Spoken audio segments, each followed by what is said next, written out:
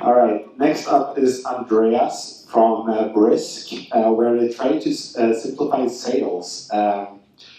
He will tell us how you do security for big corporations and how you pass the security reviews. I think so. Yeah. My name is Andreas, and at Brisk we do a product that accesses a lot of sensitive data from our customers, like data about their sales and such. So security is a big thing for us and our customers. So we have ended up in different kind of security reviews with our customers. So I'm going to give you a brief introduction to what you could expect from such a review.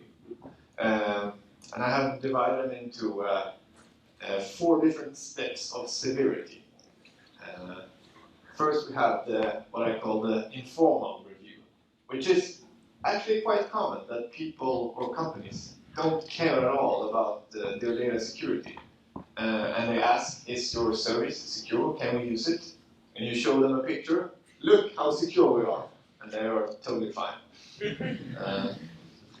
But then sometimes they take it a step further, and we come to what I have chosen to call the checkboxes, or the checkbox review. And that is usually that the customer you're trying to sell to send you a document of questions. There are like standardized documents. There is one, my favorite, the Kite 2. That is a good one. It has a bit more than 200 questions. Yes, no questions.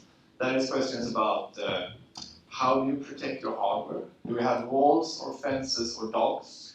And those kind of things.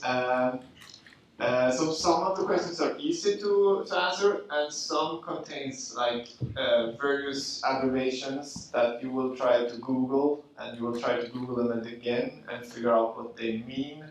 And you only end up on sites where people try to sell consultancy services that allows you to fill out these kind of forms. So you need to Google a lot to figure out, but it's possible. But this you can manage in a day or so it's not that hard. But then we come to the marathon kind of review.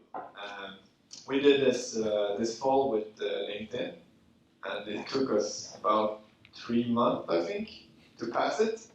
And it started with them sending us a list of documents they want to see. Do you have all these documents? We said, of course, yes, we do.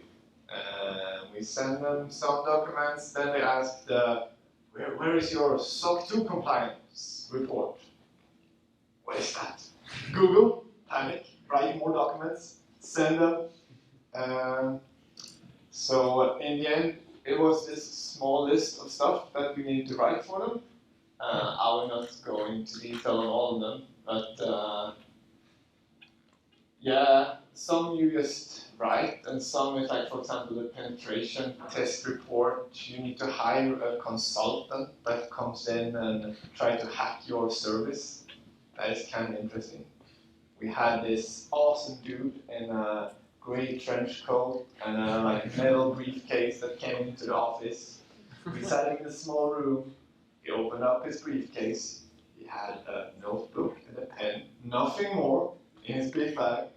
He took some notes, and we didn't hear from him for like 2 weeks or something. Then we got an encrypted zip file with his report, and then an SMS with the password, and we can read. He had tried to hack us, but he didn't succeed, so everything was fine. Yeah. So after sending in all this documentation, it took a few weeks before LinkedIn reached back to us. And then we had this big meeting with their security team. It was more like an interrogation, where they asked questions, and I was more nervous than I am right now, actually. And you try to answer. Yeah. But in the end, we passed. And got stuck on budget negotiations instead, so you kind of failed anyway. But then, of course, it can always get worse. So we were in negotiations with Amazon Web Service, and then we went into the unpassable kind of security review, where they just came back and said, we're uncomfortable with Brisk having access to OAuth tokens. Without that, we can't access anything of their data, so the entire purpose of our product is kind of defeated. So I don't know where to go from that one. So just to sum it up, like I wouldn't recommend anyone to do like all this documentation before you actually need it. It's like sometimes customers ask for them, then just do them in panic. That's my recommendation. You never know what they're gonna ask for anyway, so being prepared is not a game here.